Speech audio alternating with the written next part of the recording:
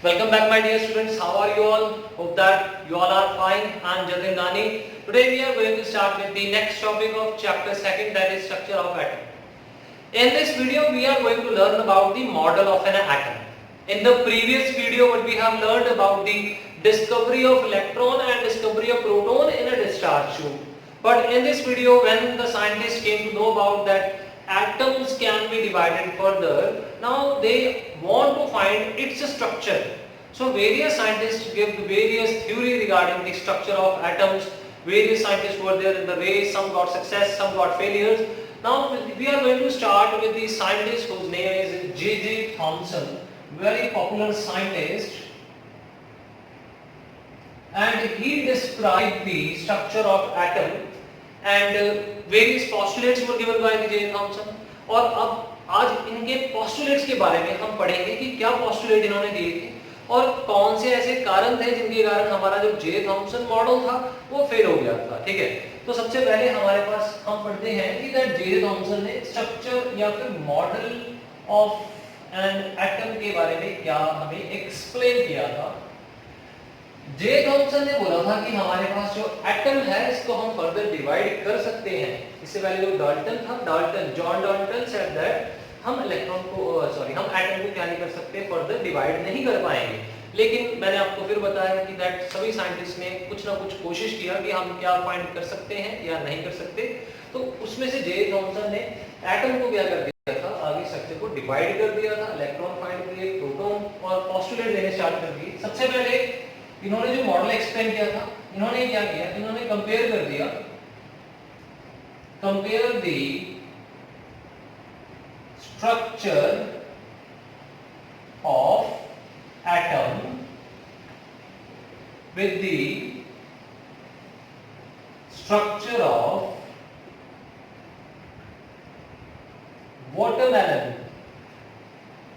watermelon की structure के साथ क्या कर दिया था, कंपेयर। जे थॉमसन ने बोला कि जो हमारा एटम है वो वाटरमेलन जैसा है, ठीक है, वाटरमेलन तरबूज जैसा है। तो इसके अंदर क्या होगा, हमारे पास जो रेड कलर का पोर्शन था, रेड कलर जो होता है हमारे पास वाटरमेलन का रेड कलर है, वो किस चीज को, the red describes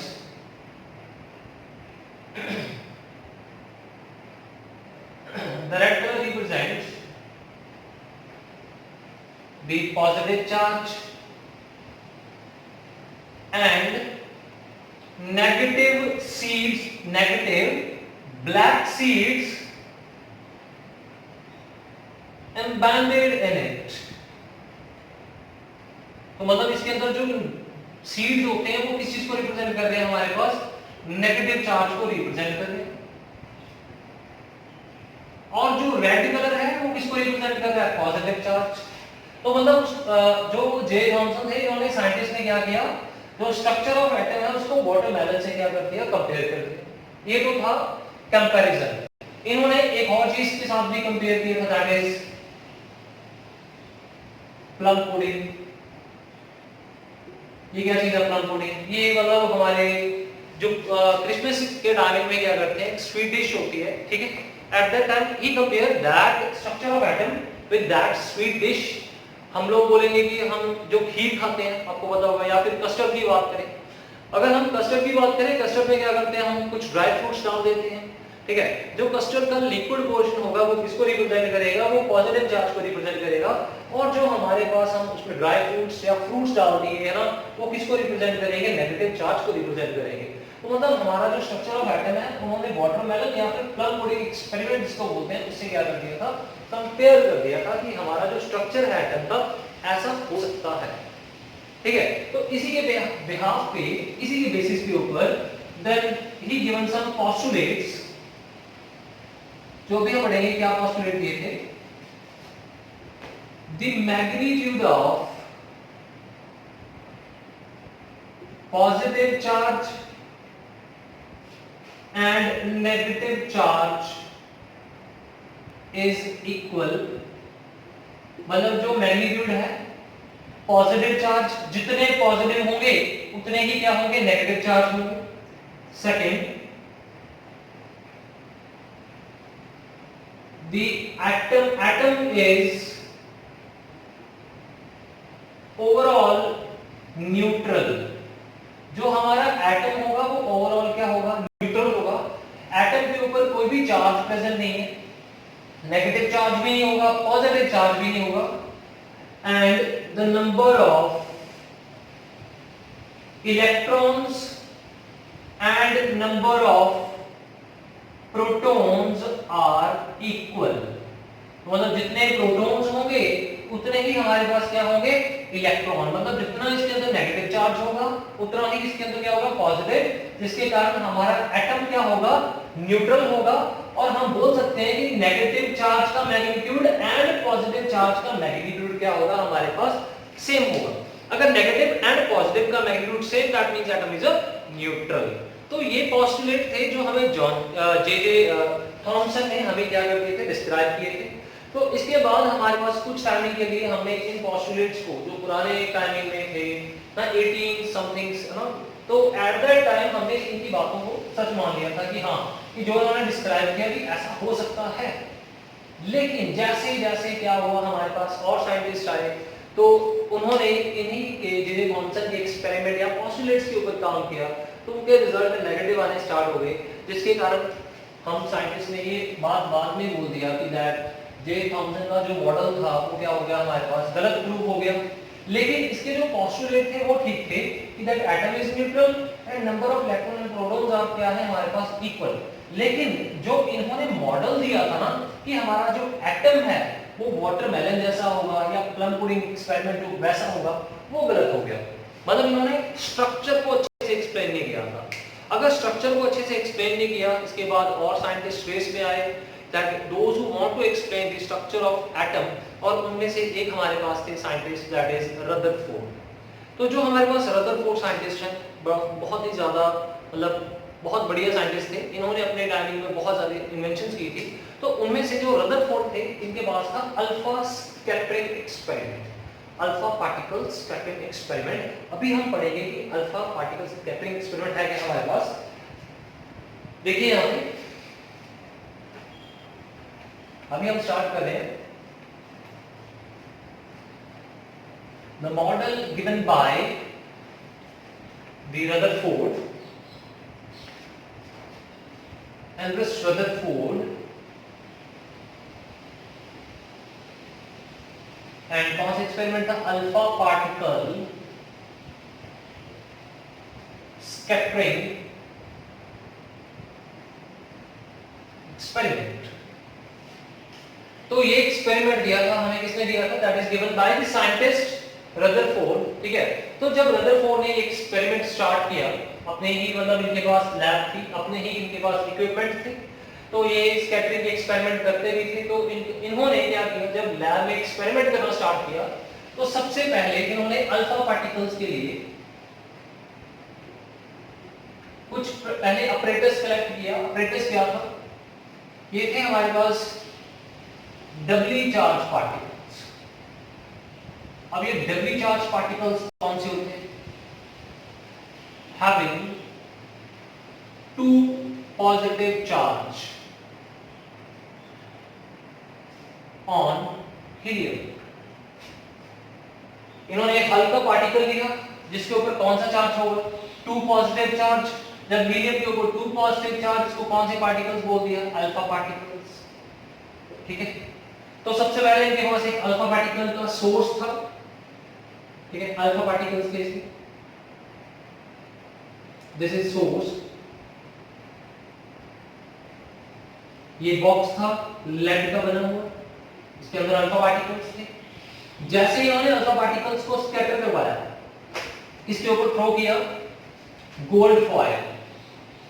gold foil थी हमारे पास, ये गोल्ड फॉयल के एटम्स हैं।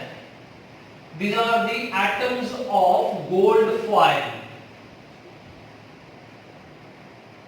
ये मैंने थोड़े से बड़े-बड़े करके बना दिए। These are the atoms of gold foil. ठीक है, तो गोल्ड फॉयल के सराउंडिंग में इन्होंने एक स्क्रीन भी लगा दी थी। ठीक है, ये जो स्क्रीन थी हमारे पास, the screen is made up of zinc sulfide,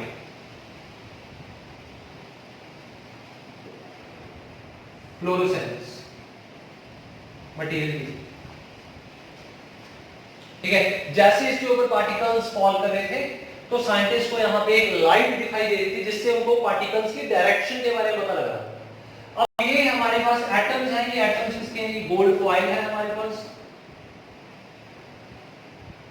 इसको बोलते हैं हम एटम्स ऑफ गोल्ड। ठीक है, अब क्या हुआ, जैसे इन्होंने ऑपरेटर सेटअप किया तो आप यहां पर प्लीज इसको ध्यान से देखना। अल्फा पार्टिकल्स जैसे ही गोल्ड फॉइल में से पास कर रहे हैं तो सबसे कुछ पहले इन्होंने ऑब्जर्वेशंस कुछ ऑब्जर्व किया। ऑब्जर्वेशंस क्या थी, वन बाय वन पढ़ेंगे क्या क्या ऑब्जर्वेशन थी। सबसे पहली ऑब्जर्वेशन थी कुछ जो अल्फा पार्टिकल्स थे वो सीधे निकल गए, कुछ क्या मैक्सिमम अल्फा पार्टिकल्स थे वो बिल्कुल स्ट्रेट जा रहे थे हमारे पास। ठीक है, maximum alpha particles were going straight through the atoms, atoms के बीच में सीधे पास कर रहे थे, कोई भी डिफ्लेक्शन नहीं था।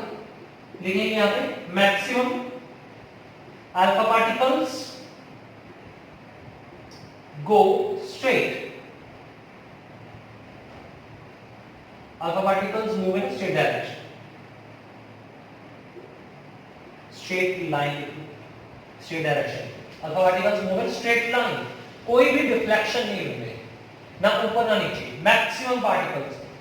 अच्छा, सेकेंड क्या था ऑब्जर्वेशन, फ्यू अल्फा पार्टिकल्स, कुछ अल्फा पार्टिकल्स जाते जाते नीचे को मुड़े, अपनी डायरेक्शन को चेंज कर दिए, कुछ यहां पे जाते थे ऊपर को चले गए, यहां से यहां लिखेंगे few alpha particles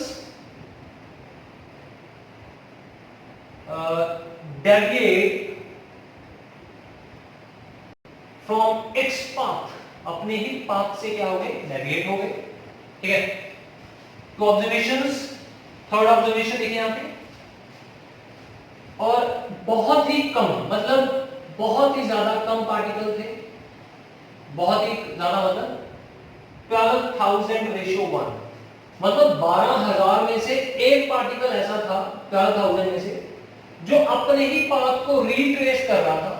12,000 ratio 1, one particle, मतलब 12,000 में से एक पार्टिकल जो था, one particle retrace its path, अपने ही पाथ को क्या कर रहा था, रिट्रेस कर रहा था।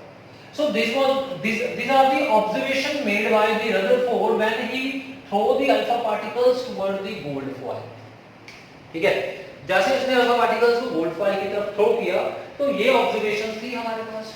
तो इन्हीं ऑब्जर्वेशंस के बेसिस के ऊपर रदरफोर्ड ने कुछ कंक्लूजन्स जो थे वो बनाए, उन्होंने ड्रॉ किए। सबसे पहला कंक्लूजन पढ़ते हैं, यहाँ पे क्या था। The first conclusion based on the observation was that क्या था, maximum particles move in a straight line। सबसे पहला that maximum space inside atom is empty। जो मैक्सिमम स्पेस थी एटम के बीच में वो खाली थी बिल्कुल। ठीक है, second, few alpha particles deviate from its path। तो मतलब अल्फा पार्टिकल्स के ऊपर कौन सा चार्ज था, alpha particle consist of doubly positive charge था। तो मतलब पॉजिटिव अगर तो होता नेगेटिव, नेगेटिव ने इसको अट्रैक्ट करना था, पॉजिटिव चार्ज था, पॉजिटिव जाते जाते रिपेल कर रहे हैं, मतलब अपना पाथ चेंज कर रहे हैं, मतलब रिपल्शन के कारण। तो मतलब एटम के बीच में कुछ ना कुछ पॉजिटिव चार्ज था जिसके कारण ये क्या कर रहे थे, अपने पाथ से डेविएट कर रहे थे। ठीक है, तो positive charge is present in very small place। क्यों small place? क्योंकि बहुत ही ज्यादा कम पार्टिकल्स डेविएट कर रहे हैं, तो पॉजिटिव चार्ज बहुत ही लेस स्पेस में प्रेजेंट होगा। ये किसने बोल दिया था, रदरफोर्ड ने बोल दिया था कि क्योंकि हमारे पास जो है अल्फा पार्टिकल्स बहुत ही कम क्या कर रहे हैं, डेविएट कर रहे हैं। तो थर्ड क्या था, थर्ड ये था कि हमारे पास जो 12,000 में से एक पार्टिकल है वो अपने ही पाथ को रिट्रेस कर रहा है।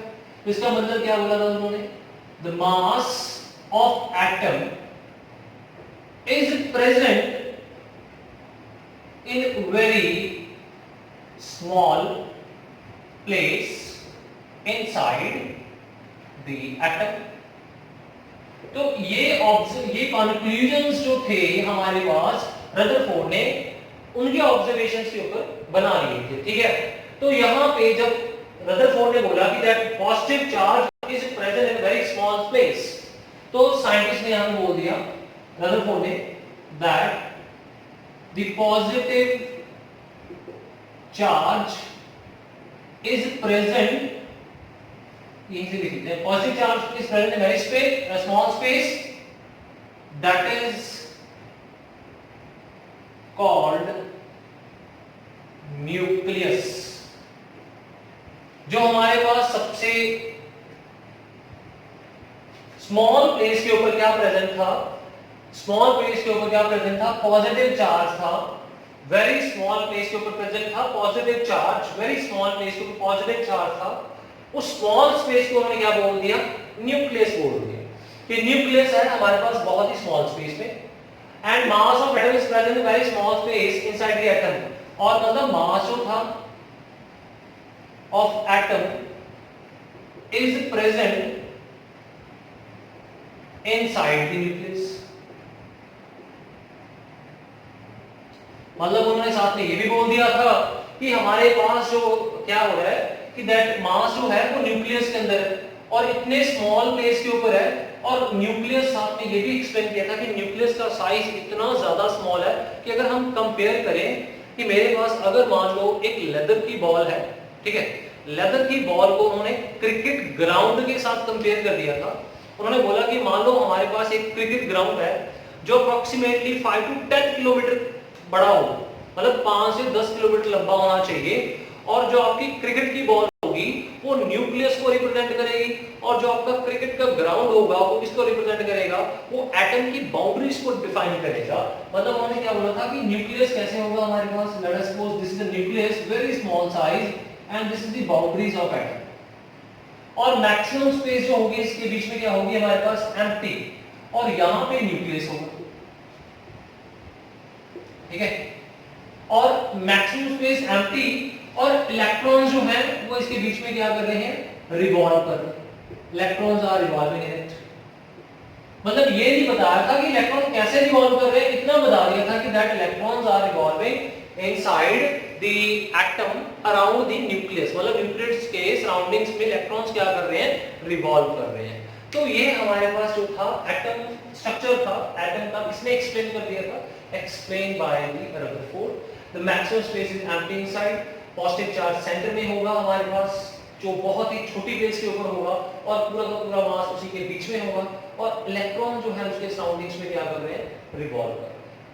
और जैसे यहाँ पे अल्फा पार्टिकल्स स्ट्राइक कर रहे थे, यहाँ पे लाइट थी ऑब्जर्व हो रही थी, जिसके कारण रदरफोर्ड को पता लग रहा था कि हमारे जो पार्टिकल्स है मैक्सिमम स्टेट चले गए हैं, मैक्सिमम स्टेट चले गए, और कुछ पार्टिकल्स अपने पाथ को चेंज कर गए हैं, और पाथ को चेंज करने के बाद बहुत ही कम प्लेसेस थी जहां पे जाकर इनको लाइट ऑब्जर्व हो रही थी, very few particles deviate from, जहां से पता लगा था its path. Is the model clear to everyone? ये कंक्लूजंस, ये इसके ऑब्जर्वेशंस, कंक्लूजन के बेसिस के ऊपर इसने रिजल्ट भी दिए थे। कौन सा रिजल्ट दिया था? न्यूक्लियस के बारे में, इसके मास के बारे में, इलेक्ट्रॉन्स के बारे में, ये थे हमारे पास the results given by the Rutherford, including conclusions and observations. So my dear students, please note it down. After that we are now going to start with the failure, why the Rutherford model is an atom is going to be failed at that time. So जल्दी से note करो।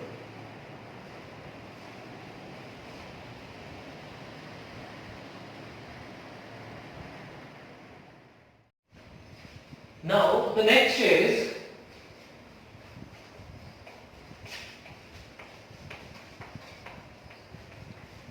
drawbacks of the Rutherford model of an atom। इसके disadvantage या फिर इसके drawbacks क्या थे हमारे पास? Let's see that what are the drawbacks and what are the limitations of Rutherford model of an atom। Rutherford model of an atom, इसके क्या drawbacks? तो सबसे पहले हमारे पास जो रदरफोर्ड थे, रदरफोर्ड साइंटिस्ट ने ये बोला था कि हमारे पास जो न्यूक्लियस होगा वो सेंटर में होगा और न्यूक्लियस के सराउंडिंग में जो इलेक्ट्रॉन्स हैं वो क्या कर रहे हैं, रिवॉल्व कर रहे हैं। तो ये बोला था कि दैट जो सेंटर में न्यूक्लियस होगा और इलेक्ट्रॉन जो है वो क्या कर रहे हैं, रिवॉल्व कर रहे हैं। अब रिवॉल्व के बारे में बता दिया, ये नहीं बताया कि उनका पाथ कैसे होगा, कौन से पाथ में वो क्या करेंगे, रिवॉल्व करेंगे। तो यहां पे देखो, मान लो मेरे पास सेंट्रल न्यूक्लियस, न्यूक्लियस के ऊपर कौन सा चार्ज, पॉजिटिव, और इलेक्ट्रॉन के ऊपर कौन सा चार्ज है हमारे पास, नेगेटिव।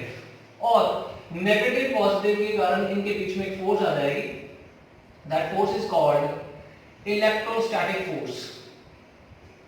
इलेक्ट्रोस्टैटिक चार्ज के कारण जो फोर्स होगी, इलेक्ट्रोस्टैटिक फोर्स के कारण क्या करेंगे, अब यहां पे रिवॉल्व करना स्टार्ट कर देंगे। जैसे ये मतलब ये एक दूसरे के साथ अटैच रहेंगे इलेक्ट्रो फोर्स के कारण, इलेक्ट्रोस्टैटिक फोर्स के कारण nucleus and electrons going to be together with each other ना। तो इसके कारण होगा, तो यहां पे जैसे इलेक्ट्रॉन हमारा रिवॉल्व करेगा इलेक्ट्रोस्टैटिक फोर्स के कारण, यहां पे देखो जरा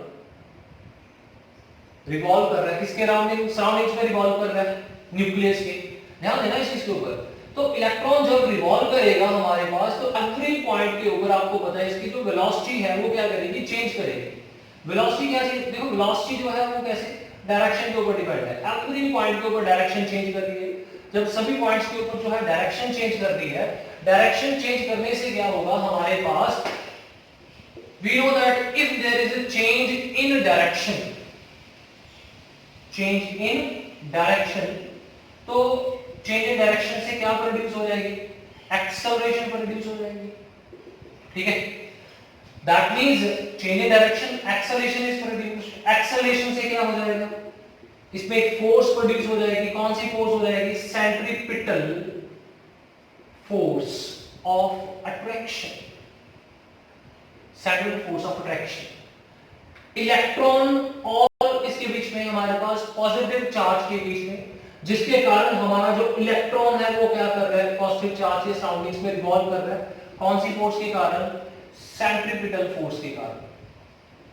आप लोगों ने 9th क्लास में ये वाली एग्जांपल बहुत अच्छे से पढ़ी होगी कि दैट जब आप क्या करोगे, एक थ्रेड के साथ एक स्टोन को टाई अप करोगे। 9th क्लास में पढ़ी हुई एग्जांपल आपने ये एनसीईआरटी में, कि दैट जब आप एक ना स्टोन को क्या करोगे, थ्रेड के साथ टाई करके उसको रोटेट करवाओगे। आप लोग वैसे भी करके देख सकते हो ये चीज। स्टोन के साथ जब आपने थ्रेड को टाई करके रोटेट करवाया, रिवॉल्व करवाया, तो आप क्या करोगे, सेंटर से फोर्स लगाओगे स्टोन के ऊपर। क्या स्टोन आपकी तरफ आएगा, नहीं, आपकी तरफ तो नहीं आ रहा, लेकिन स्टोन कर क्या रहा है, रोटेट कर रहा है। कौन सी डायरेक्शन में, सर्कुलर पाथ में रोटेट कर रहा है। आप फोर्स लगा रहे हो सेंटर से, सेंटर से फोर्स लगा रहे हो। कौन सी फोर्स लगा रहे हो आप, वहां पे सेंट्रीपिटल फोर्स लगा रहे हो आप वहां पे, और सेंट्रीपिटल फोर्स के कारण आप उसको खींच रहे हो अपनी तरफ, but the stone is revolving in a circular path. वैसे ही हमारे पास पॉजिटिव और नेगेटिव के बीच में फोर्स होगी। कौन सी फोर्स है, सेंट्रीपिटल। बट ये इलेक्ट्रॉन क्या करेगा, रिवॉल्व करेगा, किसके सराउंडिंग्स में रिवॉल्व करेगा, that is surroundings of a positive charge. तो यहां पे रदरफोर्ड ने इस चीज को तो एक्सप्लेन कर दिया था कि that how it is revolving. But हमें पता है जब भी कोई charge particle, when a charge particle revolve, it lose some energy in form of heat or light. ठीक है, तो मतलब हमारे पास मेन तो ये था कि यहां पे क्या करेगा, it lose some energy। तो ये लाइन बड़ी इंपॉर्टेंट है कि दैट हमारे पास अगर पॉजिटिव चार्ज के सराउंडिंग में इलेक्ट्रॉन रिवॉल्व करेंगे, सेंट्रीपिटल फोर्स लग रही है, इलेक्ट्रोस्टैटिक फोर्स भी है इनके बीच में। ठीक है, तो जब ये रिवॉल्व करते करते करते करते क्या करेंगे, इलेक्ट्रॉन लूज कर देंगे। किस चीज को लूज कर देंगे, एनर्जी को लूज करेंगे। तो क्या होगा, रोटेट करते करते हमारे पास जो इलेक्ट्रॉन है वो जाके किसमें स्ट्राइक कर जाएगा, न्यूक्लियस में स्ट्राइक कर जाएगा। जैसे ही आपका इलेक्ट्रॉन न्यूक्लियस में स्ट्राइक कर जाएगा, तब क्या होगा, आपका जो एटम है वो क्या बन जाएगा, हमारे पास एटम बिकम अनस्टेबल। बट हमें पता है कि दैट हमारा जो एटम है वो बहुत ज्यादा, but we know atom is highly stable. तो मतलब हमारे पास जो थे रदरफोर्ड, वो इसी चीज को एक्सप्लेन नहीं कर पाए थे कि दैट इलेक्ट्रॉन जब रिवॉल्व कर रहा है कि वो अपने सराउंडिंग्स में एनर्जी को लूज कर रहा है या नहीं कर रहा। अगर कर रहा है तो क्या होगा, वो एटम अनस्टेबल बन जाएगा। अगर एनर्जी को लूज नहीं कर रहा तो क्यों नहीं कर रहा हमारे पास, ठीक है। तो इस चीज को एक्सप्लेन नहीं करे, जिसके कारण ये रदरफोर्ड की क्या बन गई थी हमारे पास, एक लिमिटेशंस बन गई थी हमारे पास, ठीक है। नेक्स्ट आ जाओ, नेक्स्ट भी थी एक और लिमिटेशन भी थी हमारे पास। Second limitation was related with the spectrum. Second related with the spectrum. Line spectrum is there. ठीक है, तो हमारे पास यहां पे क्या था, लेट अस सपोज हमारे पास यहां पे एक ट्रांसपेरेंट मटेरियल का बना हुआ एक सिलेंडर है, इसके अंदर गैस है, ठीक है। लेट अस सपोज गैस ए, ठीक है। स्पेक्ट्रम तो आपको पता ही होगा, स्पेक्ट्रम का मीनिंग है व्हेन व्हाइट लाइट प्रोड्यूस, कितने कलर्स को प्रोड्यूस कर रही है, 7 कलर्स, दैट इज विबग्योर, उसे आप लोग क्या बोलते हैं, स्पेक्ट्रम बोलते हैं। तो यहां पे रदरफोर्ड ने इस चीज को एक्सप्लेन नहीं कर पा रहा था कि हमने अगर मान लो इसमें कोई गैस को फिल कर दिया, तो इधर से हमारे पास व्हाइट लाइट है, व्हाइट लाइट का सोर्स है। जब व्हाइट लाइट इसमें से पास करवाएंगे, जैसे ही व्हाइट लाइट इसमें से पास कर गई, हमारे पास यहां पे स्क्रीन के ऊपर एक स्पेक्ट्रम बन जाएगा, ठीक है। लेट अस सपोज हमारे पास यहां पे 3-4 गैसेस हैं, सॉरी 3-4 कलर, ये तीनों कलर दिखाई दे रहे हैं, these are visible। तो हमारे पास ये जो है नॉट विजिबल, या ये हमें दिखाई दे रही।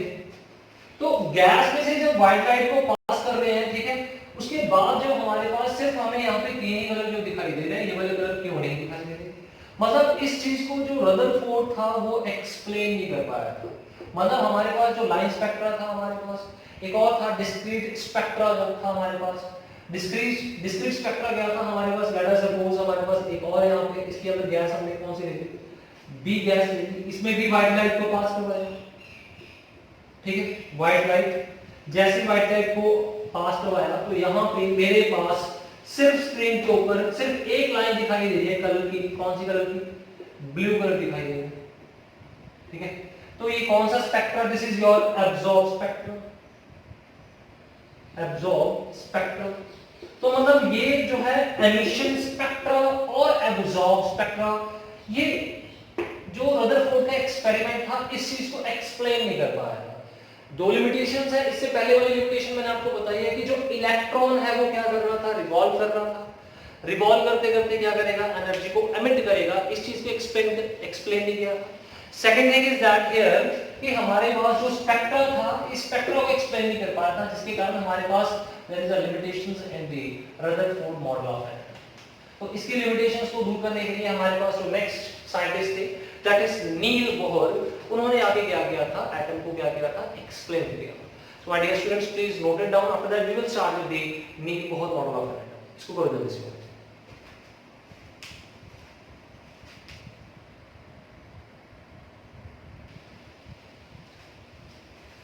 Now the next we are having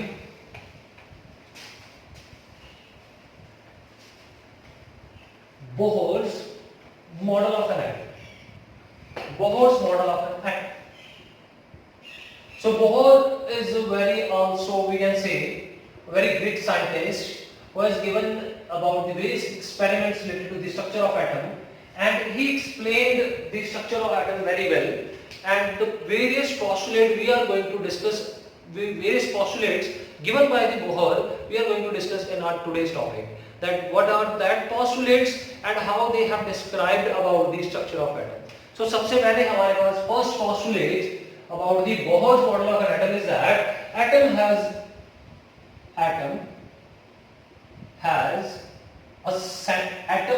a center called nucleus. सबसे पहले हमें ये बताया था कि एटम के पास एक सेंटर है, उसे क्या बोलेंगे हम? न्यूक्लियस बोलेंगे। ठीक है, ये तो वैसे रदरफोर्ड ने बताया था, तो बोहर ने बता दिया कि एटम के पास क्या होगा, एक सेंटर होगा, तो उस सेंटर को क्या बोलेंगे? न्यूक्लियस। और न्यूक्लियस में क्या होगा हमारे पास? Positive charge. ठीक है। सेकंड था electrons revolve, electrons revolve, electrons revolve in a fixed orbit। जो इलेक्ट्रॉन थे वो रिवॉल्व कर रहे थे फिक्स्ड ऑर्बिट में विद फिक्स्ड वेलोसिटी। जिनकी वेलोसिटी क्या थी हमारे पास? फिक्स थी। और फिक्स क्या थी हमारे पास उनके इलेक्ट्रॉन्स की? Fixed energy. एनर्जी भी क्या थी? फिक्स थी। These are the two postulates, first two postulates given by the Bohr model of an atom। इधर एटम के सेंटर में क्या होगा? न्यूक्लियस। कौन सा था? पॉजिटिव। सेकंड क्या था? Electrons revolve in a fix orbit, fix orbit में रिवॉल्व करेंगे और फिक्स वेलोसिटी होगी और उसकी क्या होगी? Fix energy. जैसे हमें इससे पहले वाला मॉडल था रदरफोर्ड ने ये चीज एक्सप्लेन नहीं की थी कि दैट हमारे पास जो इलेक्ट्रॉन है जब रिवॉल्व करेगा तो वो एनर्जी एमिट करेगा, इस चीज को एक्सप्लेन नहीं कर पाए। तो यहाँ पे हमारे पास जो नील बोहर थे, इन्होंने आगे बोल दिया था, क्लियरली बोल दिया था कि दैट हमारे पास जो एटम होगा उसके जो जिस ऑर्बिट में वो रिवॉल्व करेगा उसकी एनर्जी फिक्स होगी, वेलोसिटी फिक्स होगी और ऑर्बिट भी फिक्स होगा।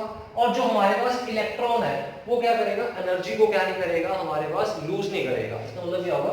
That electron will not lose energy.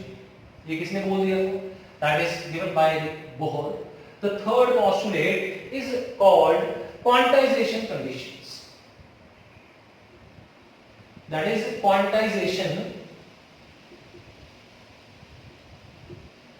Condition. ये क्या चीज है? क्वांटाइजेशन कंडीशन क्या है हमारे पास? इसको दिमाग में रखना आप लोगों ने।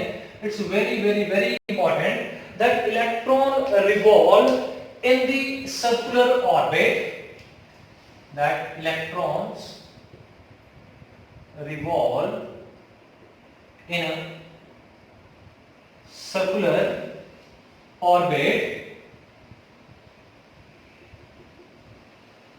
for which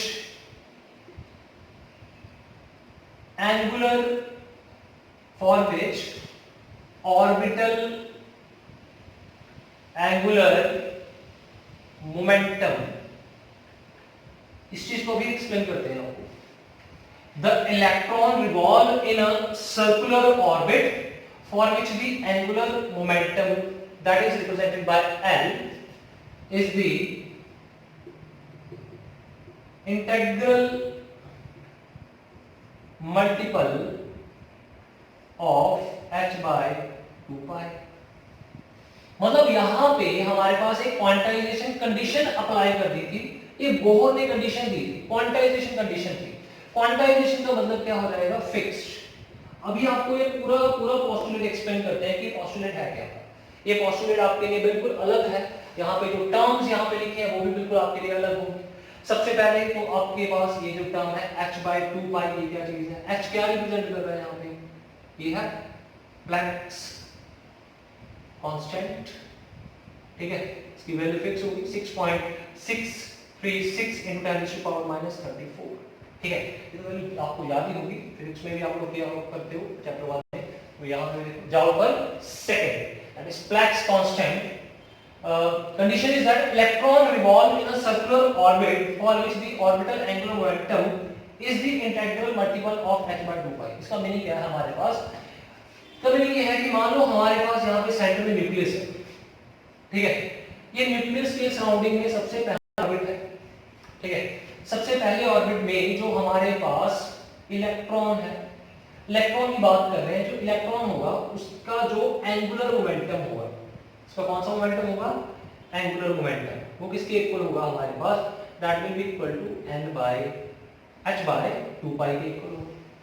अगर वही हमारे पास एक और ऑर्बिट भी है, ये कौन सा ऑर्बिट है? ये पहले वाला ऑर्बिट था, here n is equal to 1, ये n is equal to 2, second orbit है, इसमें भी इलेक्ट्रॉन है, इसका जो angular momentum that is L किसके इक्वल होगा हमारे पास 2 बाय h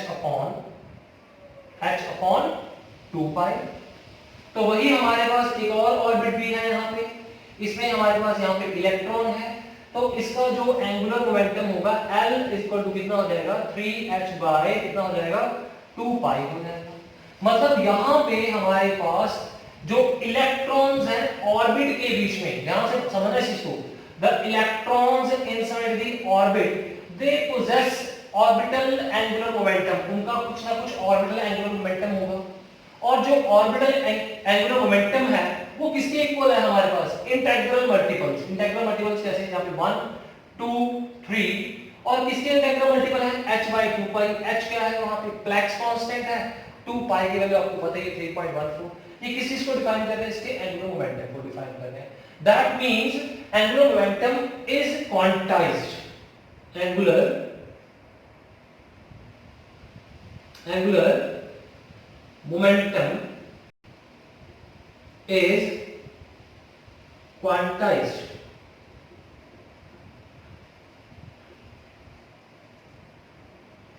इसका मीनिंग क्या हुआ क्वांटाइज का मीनिंग?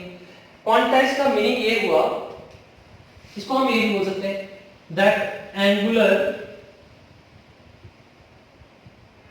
Momentum is fixed.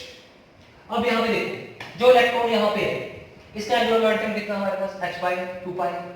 इसने एक क्लियर बोल दिया था कि दैट रदरफोर्ड ने क्लियर बोल दिया था, सॉरी बहुत ने नील बोल ने क्लियरली बोल दिया था कि जो इलेक्ट्रॉन होगा फर्स्ट ऑर्बिट में होगा उसका एंगुलर मोमेंटम कितना होगा h by 2 पाई, और सेकंड ऑर्बिट में जितने भी इलेक्ट्रॉन्स होंगे उनका एंगुलर मोमेंटम कितना होगा 2h by 2 पाई, और थर्ड ऑर्बिट में जितने होंगे उसका कितना होगा 3h by 2 पाई। मतलब हमारे पास यहाँ पे जो एंगुलर मोमेंटम है वो क्या करेगा, फिक्स रहेगा। जितने ऑर्बिट्स इंक्रीज करते रहेंगे उसका एंगुलर मोमेंटम चेंज करेगा, लेकिन पर्टिकुलर ऑर्बिट के लिए क्या रहेगा हमारे पास फिक्स रहेगा, ये कभी क्या नहीं करेगा, चेंज नहीं करेगा। एंगुलर मोमेंटम दिमाग में रखना कि दैट इट नेवर चेंज, ठीक है। अब नेक्स्ट देखो, अब एंगुलर मोमेंटम के बारे में पढ़ते हैं, that what is angular momentum. ये पहले इसको नोट कर लो अच्छे से, प्लीज नोट इट डाउन। जब तक नोट नहीं करोगे, नोट्स नहीं लाओगे, it's very difficult for you to revise it again and again. पहले इसको नोट करो अच्छे से।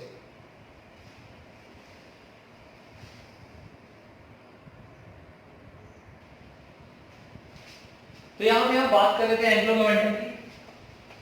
एंगुलर मोमेंटम को हमने रिप्रेजेंट किया था यहां पे L के साथ, ठीक है। तो इसके इक्वल था हमारे पास angular momentum is equal to NH by 2 pi, यही है ना, और n क्या था इंटेग्रल मल्टीपल 1 2 3 4 सो, ठीक है। अब मान के चलो कि मेरे पास यहाँ पे सेंटर में न्यूक्लियस है और इलेक्ट्रॉन जो है इसके सराउंडिंग्स में क्या कर रहा है, रिवॉल्व कर रहा है। तो इसके बीच का जो रेडियस r है यहाँ पे, अब आपको एंगुलर मोमेंटम समझाते हैं कि एंगुलर मोमेंटम क्या होगा यहाँ पे। यहाँ पे देखो जो एंगुलर मोमेंटम किसके इक्वल आ जाएगा, that is r vector into m into v। ये बन जाएगा r वेक्टर, दैट इज यहाँ पे आ जाएगा p आ जाएगा। p क्या है, p इज मोमेंटम, ठीक है। p is what, momentum. r क्या है हमारे पास यहाँ पे बीच में डिस्टेंस, यहाँ r इनटू p किसके इक्वल होता है हमारे पास, m। मास कभी चेंज नहीं करता, तो v क्या हो जाएगी, वेक्टर क्वांटिटी हो जाएगी। और आपको पता है अगर इस साइन को हटाना है तो क्या करेंगे, आप लोग पढ़ते हो वेक्टर्स पढ़ा हुआ फिजिक्स में आप लोगों ने, तो वहां पे क्या होगा, वेक्टर के साइन को हटाना है, मल्टीपल बीच में है तो क्या आ जाएगा हमारे पास m v r into sin theta आ जाएगा। और यहाँ पे देखो हमारे पास एंगल कितने का बन रहा है, यहाँ पे वेलोसिटी और इसके बीच में 90 का एंगल बन रहा है, तो यहाँ पे किसके इक्वल आ जाएगा, m v r कितना आ गया, 90 आ गया। तो यहाँ पे देखो sin 90 कितना होता है, value that is equal to 1, तो mvr किसके इक्वल आ जाएगा 1। तो आपके पास यहाँ पे एंगुलर मोमेंटम की वैल्यू कितनी आ गई, that is mvr। You have to remember this value only, आपको सिर्फ ये वैल्यू रिमेंबर करनी है और कुछ भी नहीं। ये इक्वेशन 1 थी हमारे पास, दिस इक्वेशन 2। तो अगर दोनों को कंपेयर करें, कंपेयर 1 एंड 2, तो यहाँ पे क्या आ जाएगा, NH by 2 pi is equal to what, mv r के इक्वल आ जाएगा। and this is called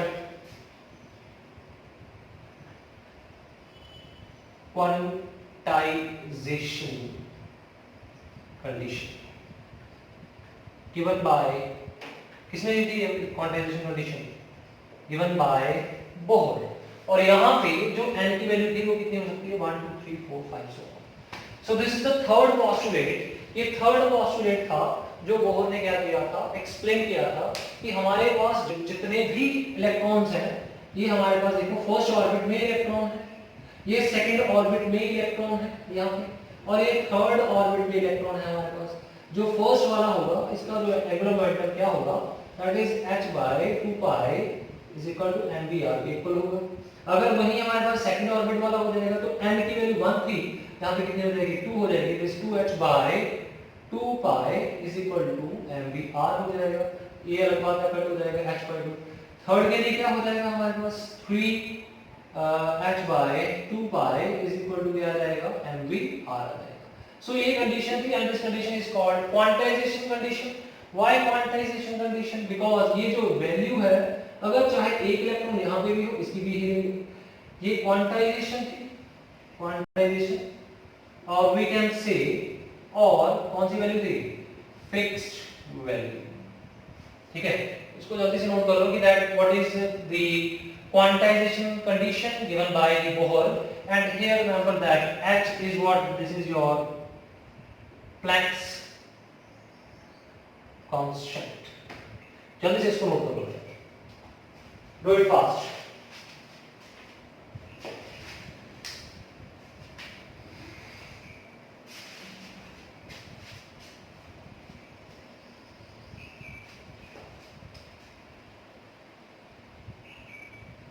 Have you noted? कर देगा।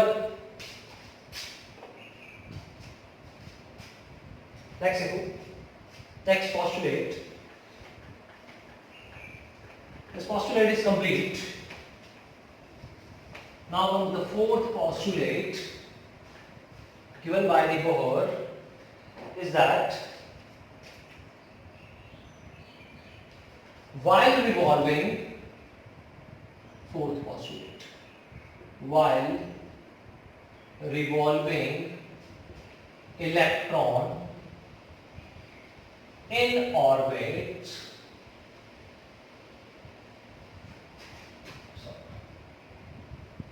while revolving electrons in orbit, the electrostatic force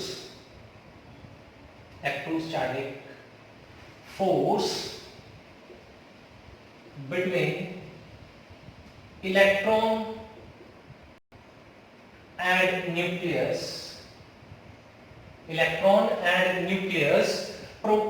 provide centripetal force।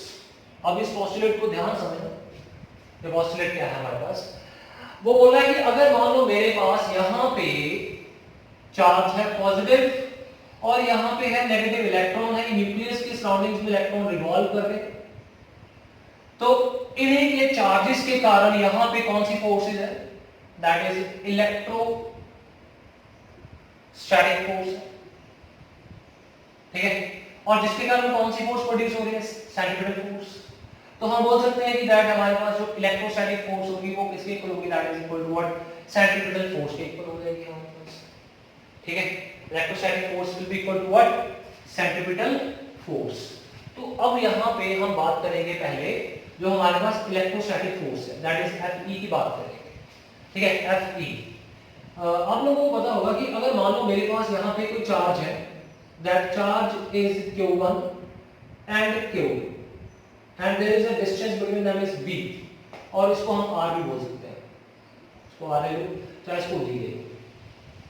ठीक है, तो यहाँ पे जो चार्जेस हैं, इन चार्जेस के बीच में जितनी फोर्स होगी, ठीक है, इलेक्ट्रोस्टैटिक फोर्स होगी, इलेक्ट्रोस्टैटिक फोर्स किसके इक्वल हो जाएगी? 1/4 pi epsilon naught equal to q1 into q2 upon d square।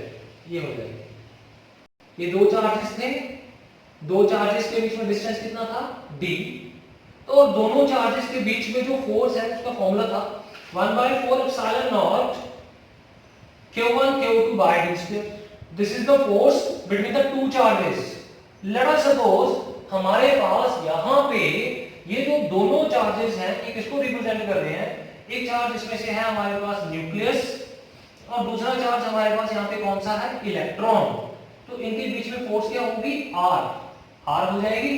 ठीक है, तो यहाँ पे जो इलेक्ट्रॉन है उसके ऊपर चार्ज कितना होगा, इलेक्ट्रॉन के ऊपर तो चार्ज आपको पता है दैट इज ई हो जाएगा हमारे पास। यहाँ पे जो न्यूक्लियस है, न्यूक्लियस के बीच में क्या होते हैं, न्यूक्लियस के बीच में होंगे प्रोटॉन्स। ठीक है, प्रोटॉन्स कितने प्रोटॉन्स होंगे, protons will be equal to atomic number के इक्वल होंगे। जितना उसका एटॉमिक नंबर उतने ही उसके अंदर क्या होता है, प्रोटॉन्स। और एटॉमिक नंबर को हम रिप्रेजेंट करते हैं Z के साथ। तो 1 प्रोटॉन चार्ज कितना होगा, E हो जाएगा। अगर Z प्रोटॉन्स है, Z प्रोटॉन्स के ऊपर चार्ज कितना हो जाएगा, ZE हो जाएगा। तो इसके ऊपर मतलब चार्ज कितना है हमारे पास, ZE।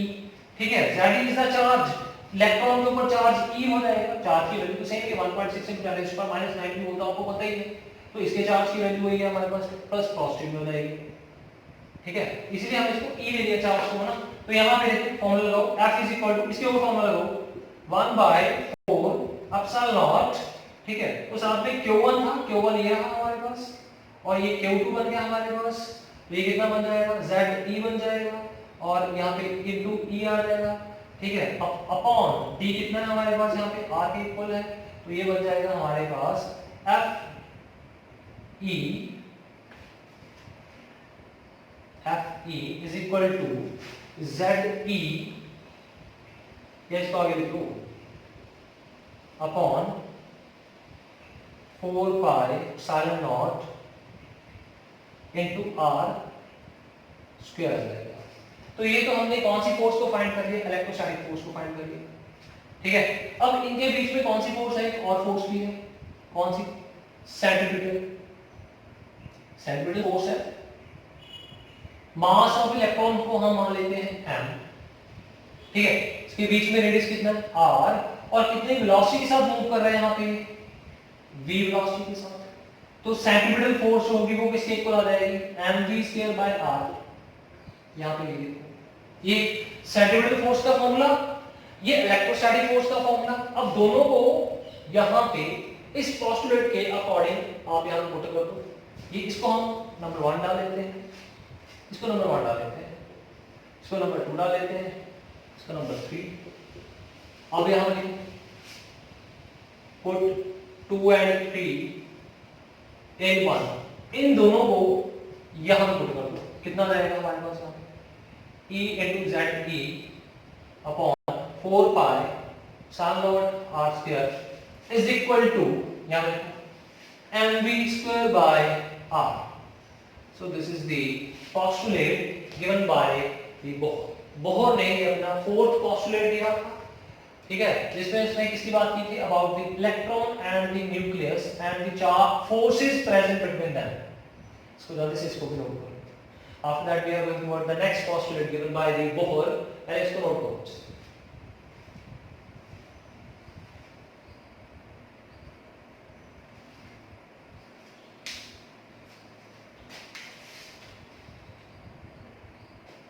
Clear? Next postulate.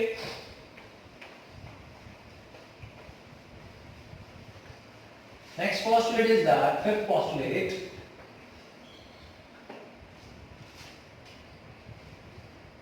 The electron while revolving in orbits, वो बोला कि जब इलेक्ट्रॉन्स रिवॉल्व कर रहे हैं ऑर्बिट में, दे नाइदर लूज एनर्जी। ठीक है, ना ही वो क्या करेंगे, लूज एनर्जी करेंगे, दे नाइदर लूज एनर्जी और नॉर गेन एनर्जी। ना ही वो लूज करेंगे और ना ही क्या करेंगे, हमारे पास गेन करेंगे। तो हमारे पास यहाँ पे जो इलेक्ट्रॉन्स होंगे, electrons are revolving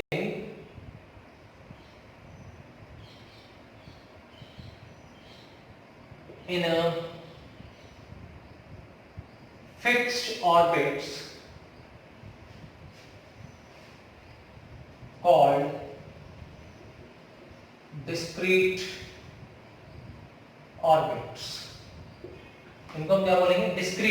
discrete orbits, fixed energy, जिनकी एनर्जी क्या होगी हमारे पास फिक्स होगी, वो कभी क्या नहीं करेगी, चेंज नहीं करेगी। लेट अस सपोज हमारे पास जैसे फर्स्ट शेल है,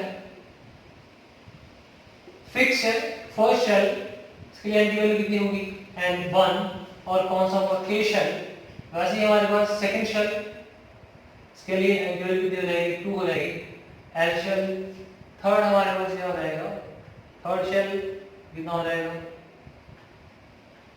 m shell, small n shell.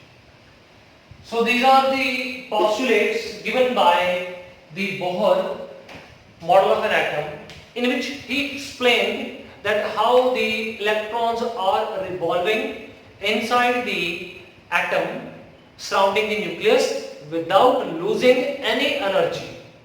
And in the next video, now we have completed the 3 model. First we have completed J. Thomson, there is a limitation of that, then Neil Bohr, then Rutherford. After that there is a limitation that is being removed by the Neil Bohr. And in the next video we are going to learn about that how we can find the radius of the orbit, velocity of the orbit, energy of the electrons, potential energy, each and everything we are going to discuss in the next video. Hope that the things I have told you today is clear to each and every student, and please do not forget to share and subscribe the channel. Thank you.